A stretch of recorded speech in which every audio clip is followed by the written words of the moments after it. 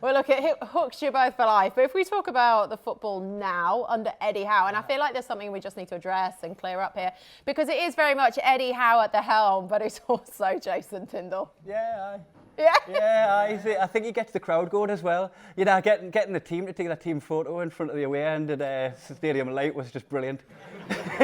Really gets the fans pumped. He is the most talked about assistant Premier League manager. I'm not sure many other people could name assistant Premier League managers. But if you're asked to think of one, he's the most obvious to think of. Do you love him? Yeah? He rails up other clubs as well, doesn't he? It does. He had, was it Jurgen Klopp, like wanting him to be out the technical area because he was winding him up, and just like knowing that he's getting under the skin of big managers is like, it's nice to have that. Just prickling them. He's got his own song. Have you sung that on the Terraces? Eddie Howe and Jason Tindall. I think the Arsenal claim that we nicked it off them because that was that Emile Smith-Rowe song, wasn't it? And I don't know. I mean, they like whinging Arsenal, didn't they? There's PRS issues. they like having a win. Oh, they took West song. Shut up, man. All right, let's pick it up. Best moment of the season so far. Oh, this season. An away win at the Emirates. Because last time I was there, we got pumped 4-0. So it was nice to get back and see a win. Pretty iconic. When was that? It was recently.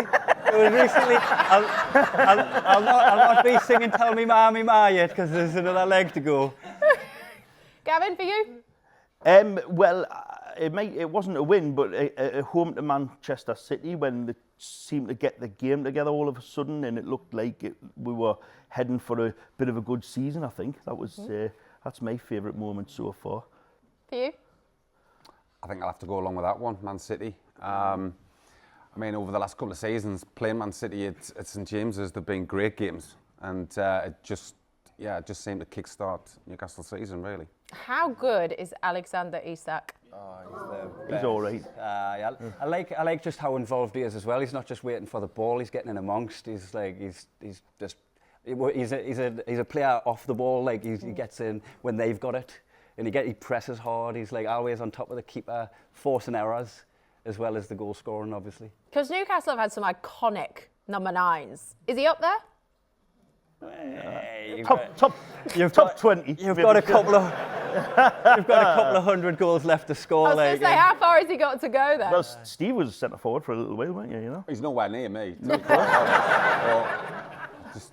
I mean, if you look at the iconic ones, I mean, it's famous, the number 9, isn't it? I mean, I was lucky enough to Andrew Cole and obviously Shearer. You played with Mickey Quinn, didn't you? I played with Mickey Quinn as well, yeah. I mean, Quinn, he could score goals for fun. But Isak, I think, you know, if he stays here another couple of seasons, or even longer, that would be brilliant. And of course, he can then put himself in the kind of history books. But let's just hope we can keep all of them. Do you reckon he'd actually take the number 9 shirt if Wilson left? Do you think he'd put it on his back, or do you think he's... But then again, I think players can be a little bit superstitious really, with the numbers. When players move clubs, they kind of want that number or something that kind of... I mean, for instance, I was number 6 at Newcastle. When I went to Manchester City, I had 24, so 2 and 4, 6. And then when I went to Leicester, I had 24, and then when I went to Bolton, I had 42, so it's 6. So players obviously just do that kind of thing. I was just thinking Shearer took the number 9 off Les Ferdinand when he was still at the club, didn't he? How was that? Was that tense? That's the story as well, because Les was number 9, and Les wasn't bothered. I mean, some of you would have met Les. He's such a lovely, lovely man. And obviously, Al wanted the number 9. You know, he's a massive Newcastle fan. He knows the history of the number 9. He wanted that. Les wasn't that bothered. Lee Clark was number 10. And Kevin sort of said to Les, you can have number 10. And he was like, well, it's Lee Clark's number. And he went, oh, I'll sort Lee out. Lee's nickname's Nash. And needless to say, Lee Clark wasn't happy about that. But, you know, the manager's the manager, and that's how he changed the numbers. Amazing. But is Eddie Howe the guy for you? Is he the guy that is going to finally bring something home? You would hope so. Like you were saying about the chance that you had was the best chance we had in our history. I think now is the next nearest that we've had. I've never felt this close to winning. I think winning the league is, I mean, that's huge, winning the league, because that is 100% consistency. Winning the cup, you've got to be in a good run. I mean, 2 FA Cup finals and playing Manchester United, who won the treble, and then Arsenal, who won the double.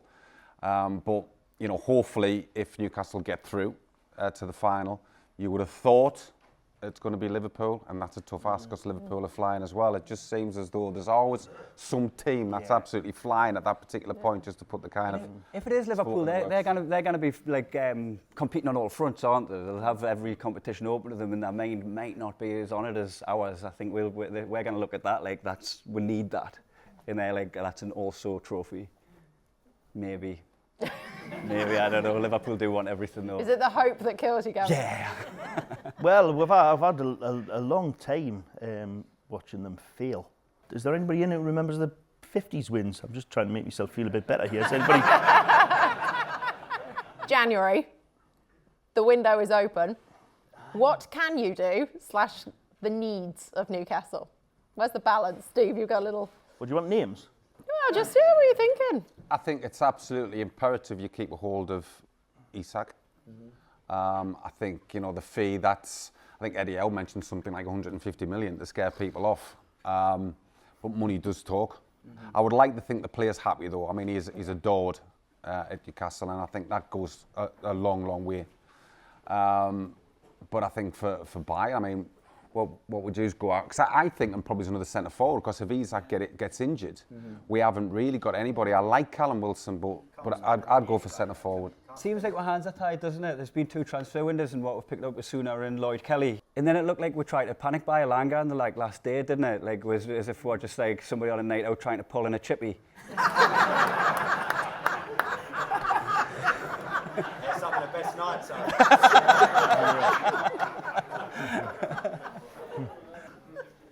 So what would it mean if Newcastle could actually bring home a trophy this season? Oh, the world. Yeah. Could it? There'd not be many people turning up to work on Monday. The GDP in Newcastle would go and doing for a week. Thing. But that would be some party if we won something. I don't even know what I'd do. I'd explode. Is it possible though? Well, as Steve alluded to, there's always a great team, isn't there? There's always a great team to beat. It's like when people support England in the World Cup. They're never the best team in the tournament. There's always somebody who's better, and that's why people get annoyed that they don't win. But because there's always a better team than them in the tournament every time. Sorry to bring it down, but That's a few extra years of being ground down on you, that, isn't it, Gav? There's no hope left in there. I don't care. Support Scotland. There. For you? Is it possible? Absolutely, of course. I mean, you look at, you know, years gone past, there's always been cup upsets. That's if you get to the final. It's just a one-off game. You just never know. I mean, I don't know, Man City, Wigan, Sunderland, Leeds. Would it be such a shock? Absolutely not. We're 2 games away from winning something. Like it's hard not to get your hopes Kai, you're up. like an excited child, isn't it? You're so hopeful. I've been waiting for this. You get so close all the time, don't you? The Carabao Cup, which I was on a stag do in Vegas when the Carabao Cup was on. I had to watch that at 7 in the morning with Americans. Ugh. Sweeper, keeper. Come on, you Red Devils. Oh, man. And what did the Americans say? Oh, thank you very much. Listen to that.